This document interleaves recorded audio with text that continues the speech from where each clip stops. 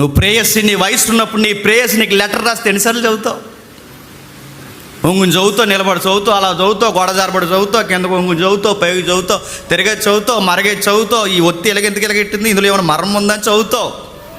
కిందకి లాగదీసింది ఎట్టి ఒత్తు, ఎన్ని ఎన్ని ఎన్ని డీకోడింగ్లు చేస్తావు అందులో.